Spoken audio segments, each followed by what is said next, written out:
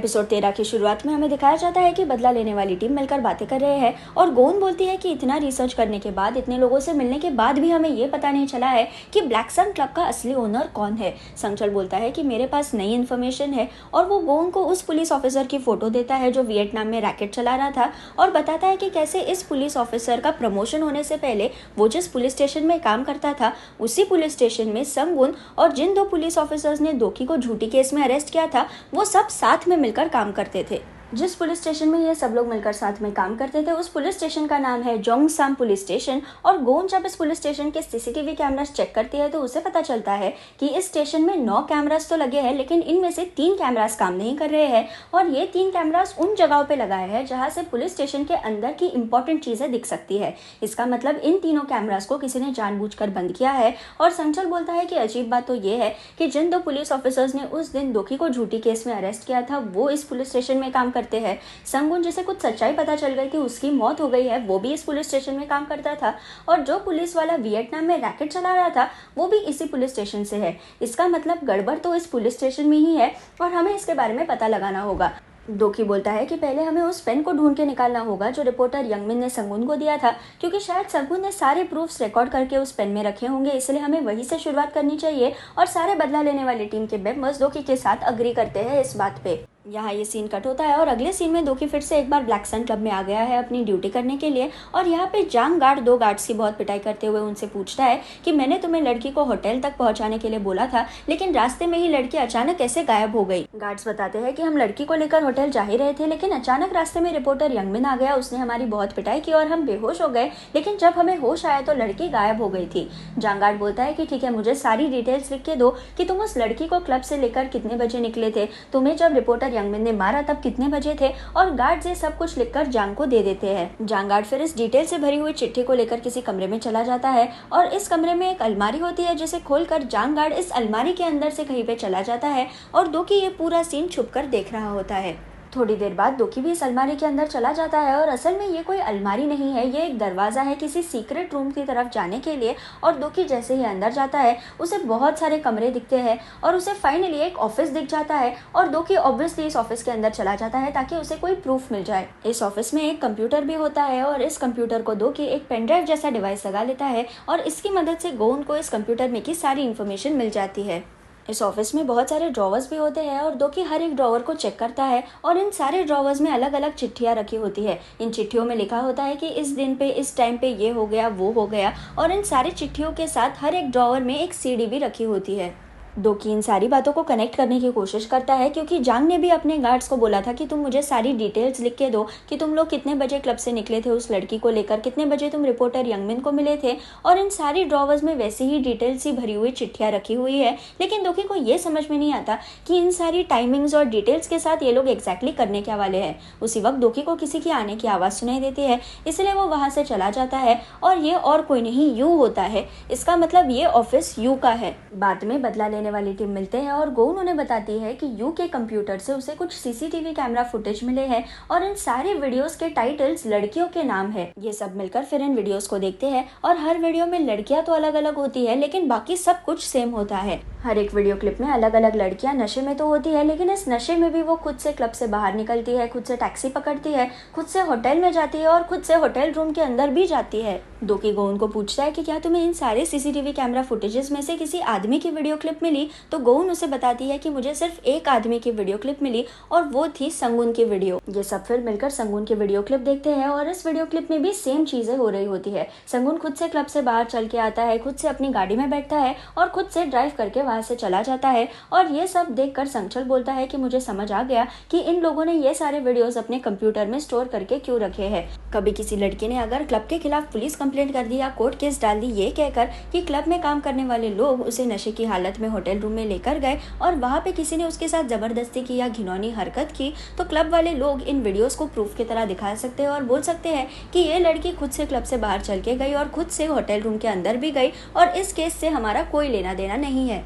उसी वक्त दोकी को विंडी का कॉल आता है और विंडी उसे बोलती है कि मुझे तुम्हारी हेल्प की ज़रूरत है। दोकी उससे पूछता है कि क्यों, क्या हो गया। तो विंडी उसे बताती है कि उस दिन तुम जिस लड़की को होटल में लेके जा रहे थे लेकिन अचानक वो रास्ते में गायब हो गई, वो लड़की असल में विक्टर के लिए थी। विक्टर होटल रूम में रुका हुआ था लेकिन लड़की कभी आई ही नहीं, इसलिए विक्टर बहुत गुस्से में है। तुम और विक्टर बहुत अच्छे दोस्त हो ना, तो तुम प्लीज़ विक्टर को शांत करो मेरे आने से पहले, नहीं तो विक्टर मुझे मार देगा।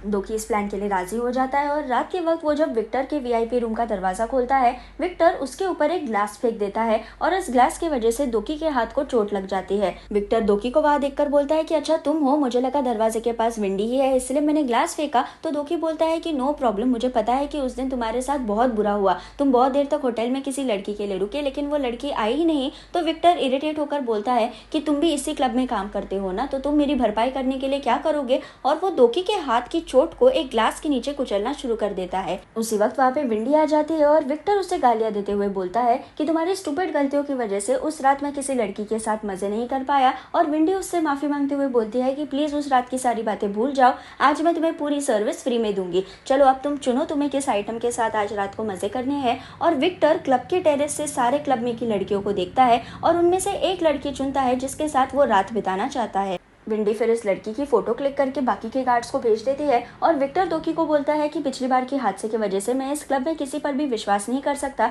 और तुम मेरे बहुत अच्छे दोस्त हो, इसलिए मैं चाहता हूँ कि आज रात तुम इस लड़की को मेरे होटल रूम तक पहुंचा दो। दोकी इस काम के लिए हाँ बोल देता है और जब वो इस लड़की को पिकअप करने जाता है तो उसे दिखता है कि दो गार्ड्स ऑलरेडी इस लड़की को खींचकर क्लब के एग्जिट के पास लेके जा रहे हैं। ये लड़की इतने नशे में होती है कि वो खुद से चल भी नहीं पा रही है, इसलिए दोकी उसे पकड़ने की कोशिश तो करता है लेकिन गार्ड्स दोकी पे चिल्लाते हैं कहकर कि तुम पागल हो गए हो क्या, तुम सीसीटीवी कैमरा फुटेज में पकड़े जाओगे तो तुम पीछे हट जाओ। और दोकी उनकी बात मान लेता है।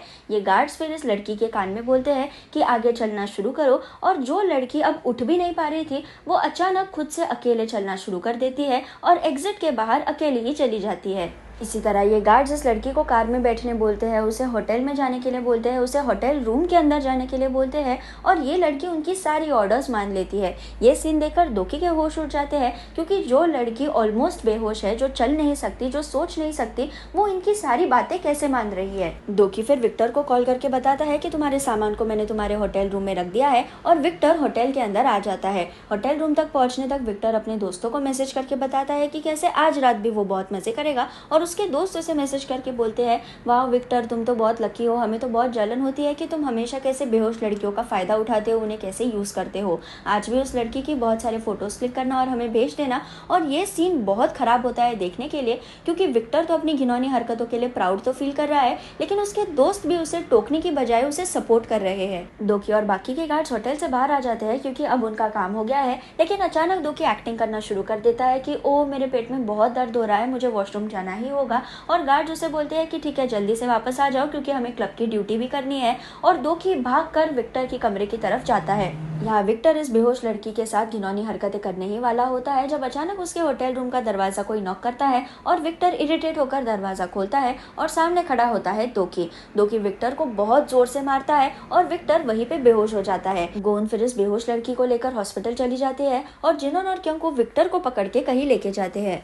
अगले सीन में फिर हमें दिखाया जाता है कि दोकी ने विक्टर की बहुत ज्यादा पिटाई की है और उसे लेकर वो एक सुनसान से कबाड़ खाने में आ गया है जहाँ पे वो विक्टर के साथ एक गेम खेल रहा है जिसमें दोकी विक्टर के ऊपर पुरानी गाड़ियां डालेगा और विक्टर उससे बचने की कोशिश करेगा। विक्टर रोते हुए बोलता है कि प्लीज मुझे छोड़ दो, मैंने इतना भी कुछ बुरा नहीं किया है, उन सारी लड़कियों को विंडी ने ही मेरे पास लाया था। तो दोकी बोलता है कि तुम्हें जरा भी शर्म नहीं है, तुमने इतनी सारी लड़कियों का फायदा उठाया, उन पे जबरदस्ती की, उन मासूम लड़कियों की जिंदगी तुमने बर्बाद कर दी, लेकिन तुम्हें तुम्हारी हरकतों का जरा भी पछतावा नहीं है। तुमने कभी एक भी बार सोचा कि उन लड़कियों पे क्या बीती होगी तुम्हारी इन हरकतों की वजह से। विक्टर बोलता है कि प्लीज मुझे माफ कर दो, मुझसे बहुत बड़ी गलती हो गई। तो दोकी उसे बोलता है कि तुम माफी के लायक हो ही नहीं और फिर से एक बार दोकी गाड़ी नीचे फेंकने वाला गेम खेलना शुरू कर देता है। यहाँ पे हाजुन मैडम यांग से मिलकर बात करता है और बताता है कि फादर चाहते हैं कि आप हमें 100 किलोग्राम ड्रग्स दे दे। और मैडम यांग शॉक होकर पूछती है कि 100 किलोग्राम बहुत ज़्यादा नहीं हो गया। हाजुन बोलता है नहीं, फादर चाहते हैं कि हम ज़्यादा से ज़्यादा ड्रग्स हमारे पास रख ले क्योंकि हमें उसकी ज़रूरत कभी भी आ सकती है। उसी वक्त हाजुन को हंजो का कॉल आता है और हंजो से बताता है कि आजकल ऑफिस में बातें शुरू है कि किसी पुलिस वाले का प्रमोशन हो जाएगा और वो पुलिस कमिश्नर बन जाएगा और मुझे पुलिस कमिश्नर बनना है, लेकिन मेरा परफॉर्मेंस इतना अच्छा नहीं है। हाजुन उसे बोलता है कि बस इतनी सी ही बात है ना, बन जाओगे तुम पुलिस कमिश्नर, मैं तुम्हें मदद कर दूंगा। और हाजुन फोन कट कर देता है। हाजुन फिर मैडम यांग को बोलता है कि मैंने आपसे पहले कहा था कि मुझे 100 किलोग्राम ड्रग्स की जरूरत है, लेकिन अब मुझे 250 किलोग्राम ड्रग्स की जरूरत है। मैडम यांग उससे पूछते हैं कि क्या तुम पागल हो गए हो, इतने ड्रग्स हम लाएंगे कहाँ से, रखेंगे कहाँ पे, और अगर हम पकड़े गए तो क्या। हाजुन उसे बोलता है कि इस बात की आप बिल्कुल भी चिंता मत करो, क्योंकि इसकी सारी अरेंजमेंट मैं कर लूंगा और अगर कुछ गलत हो भी गया तो उसकी पूरी रिस्पॉन्सिबिलिटी भी मैं ही ले लूंगा। यहाँ जिनोन, क्योंकू, गोउन और दोकी मिलकर डिस्कस करते हैं कि कैसे कल तो हमने उस लड़की की जान बचा ली, लेकिन हर रात क्लब में किसी नई लड़की के साथ वही बातें हो रही होगी और हमें कैसे भी करके इसे रोकना होगा। अगले सीन में फिर हमें दिखाया जाता है कि क्लब में विंडी का कोई क्लाइंट उसे बताता है कि उसे पीली ड्रेस वाली लड़की के साथ रात बितानी है और विंडी फिर अपने काम पे लग जाती है। विंडी इस लड़की और उसके फ्रेंड्स के पास कुछ अल्कोहल की बॉटल्स लेके जाती है और उन्हें बोलती है कि मुझे पता चला है कि आज पहली बार तुम हमारे क्लब में आए हो, इसलिए मैं तुम्हें ट्रीट देना चाहती हूँ। विंडी फिर इन सारी लड़कियों को ड्रिंक सर्व करती है और पीली ड्रेस वाली लड़की के ग्लास में वो चुपके से ड्रग्स डाल देती है, लेकिन ये किसी को भी रियलाइज नहीं होता और ये सारी लड़कियां खुशी खुशी अपने ड्रिंक्स पीना शुरू कर देते हैं। उसी वक्त विंडी को विक्टर का कॉल आता है जो उसे बताता है कि क्लब में बहुत सारे मेरे वीआईपी दोस्त आने वाले हैं, तो तुम उनका अच्छे से ख्याल रखो। और विंडी बहुत ज्यादा खुश हो जाती है क्योंकि इसका मतलब है उसकी और ज्यादा कमाई होने वाली है आज रात। थोड़ी देर बाद जांग का एक गार्ड उसे आकर बताता है कि सर आप प्लीज बाहर आ जाइए, सिचुएशन बहुत खराब हो चुकी है। और जांग उसे पूछता है कि क्यों, क्या हो गया। और जैसे ही जांग अपने ऑफिस से बाहर आ जाता है उसे दिखता है कि बहुत सारे बूढ़े लोग क्लब में आ गए हैं। जांग फिर एंट्रेंस के पास आ जाता है देखने के लिए कि ये सब क्या हो रहा है एग्जैक्टली। तो उसे दिखता है कि बाहर एक बहुत बड़ी बस है जिसमें से सारे बूढ़े लोग बाहर निकलकर क्लब में आ रहे हैं। जांग इन बूढ़े लोगों को रोकने की कोशिश करता है और बोलता है कि नहीं नहीं, ये क्लब आपका नहीं हो सकता, आप शायद गलती से इस क्लब में आ गए हैं। लेकिन बूढ़े लोग उसकी बातों की तरफ बिल्कुल भी ध्यान नहीं देते और क्लब के अंदर जाते ही रहते हैं। और जांग अपने गार्ड्स पे चिल्लाता है कि तुम लोग इन्हें रोक क्यों नहीं रहे हो। तो गार्ड्स उन्हें बताते हैं कि ये सारे लोग वीआईपी लोग हैं और विक्टर ने इन्हें भेजा है। ये बूढ़े लोग क्लब में बवाल मचा देते हैं और सारे यंग लोग धीरे धीरे क्लब से बाहर आना शुरू हो जाते हैं और जांग कुछ कर भी नहीं पाता क्योंकि ये बूढ़े लोग वीआईपी गेस्ट्स हैं जिन्होंने बहुत सारे पैसे पे किए हैं। इस शोर शराबे की वजह से यू भी वहाँ पे आ जाता है और क्लब बंद होने के बाद वो जांग और विंडी पे चिल्लाता है कहकर कि तुमने इन बूढ़े लोगों को एंट्री ही कैसे दी। तो विंडी उसे बताती है कि ये सारे बूढ़े लोग विक्टर के वीआईपी गेस्ट थे। यू बोलता है कि इन बूढ़े लोगों की हरकतों की वजह से मेरे क्लब का रेपुटेशन खराब हो जाएगा, इसलिए कुछ दिनों के लिए हमें क्लब को बंद ही रखना होगा और कोई विक्टर को कॉल करके पूछो कि ये सब क्या पागलपन है। विंडी बोलती है कि मैंने विक्टर को बहुत बार कॉल किया लेकिन उसने मेरा फोन नहीं उठाया। तो यू बोलता है कि कुछ भी करो, उसके फ्रेंड्स को फोन लगाओ, उसकी फैमिली को फोन लगाओ, लेकिन विक्टर को मेरे सामने खड़ा करो। यहाँ पे हाजुन न्यूज देख रहा होता है और न्यूज में बताया जा रहा होता है कि कैसे कोरिया की पुलिस ने कुछ लोगों को अरेस्ट किया है क्योंकि उनके पास बहुत सारे ड्रग्स थे। और ये न्यूज देखकर हाजुन स्माइल करने लगता है और मैडम यांग बार बार हाजुन को कॉल कर रही होती है लेकिन हाजुन उसका फोन नहीं उठाता। थोड़ी देर बाद मैडम यांग हाजुन के घर पे आ जाती है और चिल्लाना शुरू कर देती है कि क्या तुमने न्यूज़ देखी, तुमने ही मुझे बोला था कि ये सब सेफ रहेगा, लेकिन हमारे लोग अब अरेस्ट हो गए हैं और हमारे ड्रग्स भी कॉन्फिस्केट हो गए हैं। हाजुन मैडम यांग की बातों की तरफ ध्यान नहीं देता और न्यूज़ देखते रहता है और न्यूज़ में फाइनली हंजो आ जाता है और हंजो एक बहुत बड़ा स्पीच देता है कि कैसे उसने कभी एक्सपेक्ट ही नहीं किया था कि कोरिया में इतने सारे ड्रग्स मिलेंगे और कैसे उसकी पुलिस टीम ने बहुत ज़्यादा मेहनत की है इस पूरे ऑपरेशन में। और ये न्यूज़ देखकर हाजुन स्माइल करता है क्योंकि अब हंजो का प्रमोशन फिक्स हो गया है। यहाँ पे हमें समझ आ जाता है कि हाजुन ने जब मैडम यांग से एक्स्ट्रा ड्रग्स मांगे थे तो ये सब कुछ इस झूठी ड्रग ट्रैफिकिंग केस के लिए था जिसमें हंजो इन सारे गैंगस्टर्स को पकड़ लेगा और उसे जल्दी पुलिस कमिश्नर का प्रमोशन मिल जाएगा। हाजुन का प्लान सक्सेसफुल तो हो गया है लेकिन मैडम यांग को अभी भी लग रहा होता है कि उसके ड्रग्स उसके हाथ से चले गए हैं। तो हाजुन उसे शांत करते हुए बोलता है कि तुम बिल्कुल भी चिंता मत करो, सब कुछ ठीक हो जाएगा। यहाँ क्लब में सारे गार्ड्स को स्पेशल ट्रेनिंग मिलने वाली है और दोकी भी इस ट्रेनिंग को अटेंड करता है। दोकी जब कमरे के अंदर जाता है तो वो बहुत शॉक हो जाता है क्योंकि ऐसा लगता है कि जैसे कि इस कमरे में किसी का मर्डर हुआ है और इन गार्ड्स की ट्रेनिंग ये है कि उन्हें इन सारे सबूतों को मिटा देना है। इससे भी शॉकिंग बात तो ये होती है कि जिन दो पुलिस ऑफिसर्स ने दोकी को झूठी केस में अरेस्ट किया था वो दोनों यहाँ पे ट्रेनिंग देने के लिए आए हैं और वो सारे गार्ड्स को बता रहे होते हैं कि कैसे खून को किसी सोल्यूशन से साफ करना है, अगर टिश्यू पेपर यूज किया तो उस टिश्यू पेपर को जला देना है और ऐसी सारी इंस्ट्रक्शंस उन्हें मिल रही होती है। ट्रेनिंग खत्म होने के बाद दोकी गोन को पूछता है कि जिन भी लड़कियों ने क्लब के खिलाफ पुलिस कंप्लेंट की थी उन्होंने कौन से पुलिस स्टेशन में जाकर कंप्लेंट की। तो गोन उसे बताती है कि सारी लड़कियों ने जोंगसाम पुलिस स्टेशन में जाकर कंप्लेंट की क्योंकि यही स्टेशन क्लब के इलाके में है। गोन चेक करके बताती है कि जैसे ही इन लड़कियों ने पुलिस कंप्लेंट की वैसे ही क्लब ने पुलिस स्टेशन में वीडियो प्रूफ्स भेज दिए कि कैसे ये लड़कियां खुद से क्लब से बाहर निकली, खुद से होटल रूम के अंदर चली गई और इस केस से कैसे उनका कोई लेना देना नहीं है। बाद में क्लब ने ही इन लड़कियों के खिलाफ पुलिस कंप्लेंट की, ये कहते हुए कि इन लड़कियों ने हमारे क्लब का रेपुटेशन खराब करने की कोशिश की और पुलिस ने फिर इन लड़कियों को अरेस्ट भी कर लिया। ये बात जानते ही दोकी के दिमाग में क्लिक होता है कि क्लब वाले लोग लड़कियों का फायदा उठाते हैं और जैसे ही ये लड़की अपने इंसाफ के लिए पुलिस कंप्लेंट करती है तो पुलिस वाले उन्हें मदद करने के बजाय उनकी केसेस को पूरी तरह से दबा देते हैं। उसी वक्त फिर वहाँ पे जांग आ जाता है जो दोकी को बोलता है कि यू को तुमसे मिलना है और फिर दोकी यू से मिलने चला जाता है। यू दोकी को ड्रिंक देते हुए बोलता है लो पियो, तो दोकी मना कर देता है और कहता है कि नहीं मैं अब ड्यूटी पे हूँ तो मैं नहीं पी सकता। तो यू उसे बोलता है कि मैं बोल रहा हूँ तो तुम्हें पीना ही होगा। तो दोकी जबरदस्ती ये ड्रिंक पी लेता है। यू दोकी के ग्लास में और ड्रिंक पोर करता है और उससे पूछता है कि तुम और विक्टर बहुत अच्छे दोस्त हो ना, क्या तुम उससे कॉन्टैक्ट कर पाए हो। तो दोकी बोलता है कि हाँ हम दोस्त तो है लेकिन हम इतने क्लोज नहीं है और मैं उससे कॉन्टैक्ट नहीं कर पाया हूँ इतने दिनों से। यू फिर दोकी को बोलता है कि तुम्हारा ग्लास तुम खत्म कर दो और फिर से एक बार दोकी के ग्लास में नई ड्रिंक पोर करता है और दोकी को पूछता है कि तुमने आखिरी बार विक्टर से कब बात की थी। तो दोकी ड्रिंक पीते हुए बताता है कि आखिरी बार जब मैंने उससे बात की थी तब मैंने उसका सामान डिलीवर किया था। ये ड्रिंक्स पीने के बाद दोकी की आंखों के सामने सब कुछ घूमने लगता है, उसका सिर दुखने लगता है और दोकी ऑलमोस्ट बेहोश होने वाला होता है और वो यू को पूछता है कि तुमने मेरी ड्रिंक के अंदर क्या डाला है। यू फिर दोकी को वीडियो क्लिप दिखाता है जिसमें रिपोर्टर यंगमिन ने दोकी को जेल से बाहर लाया था और यू बोलता है कि तुम्हें क्या लगा था मुझे पता नहीं चलेगा कि तुम रिपोर्टर यंगमिन के साथ मिलकर काम कर रहे हो, बताओ मुझे तुम मेरे क्लब के अंदर क्यों आए हो। लेकिन दोकी उसका कुछ जवाब नहीं दे पाता क्योंकि वो ऑलरेडी अपने सेंसेस खोने लगा है। यू फिर जांग को बोलता है कि इस दोकी को यहाँ से लेके जाओ और उसे खत्म कर दो और जांग फिर दोकी को क्लब के एग्जिट के पास लेके जाता है। जैसे गार्ड्स लड़कियों के साथ करते हैं वैसे ही वो दोकी के साथ करते हैं और उसके कान में बोलते हैं कि चलना शुरू करो और समहाउ दोकी जो खुद से उठ भी नहीं पा रहा था वो आगे चलना शुरू हो जाता है और सीसीटीवी कैमरा में ऐसा ही दिखता है जैसे दोकी खुद से बाहर चल के जा रहा है। यहाँ जिनॉन, क्योंको और गोन बहुत टेंशन में आते हैं क्योंकि दोकी उनके सवालों का कोई जवाब नहीं दे रहा है, दोकी कुछ रिस्पॉन्स नहीं दे रहा है और जैसे ही उन्हें दिखाई देता है कि क्लब से एक वैन बाहर निकल रही है वैसे वो भी उस वैन का पीछा करना शुरू कर देते हैं। जांग मेन रोड पे रुकता है जहाँ से गाड़ियां बहुत स्पीड से जा रही होती है और वो दोकी को कमांड देता है जाओ रोड क्रॉस करो ताकि दोकी का एक्सीडेंट हो जाए और दोकी उसकी कमांड मान लेता है और धीरे धीरे गाड़ी से नीचे उतरकर इतने ट्रैफिक में से रोड क्रॉस करने की कोशिश करता है।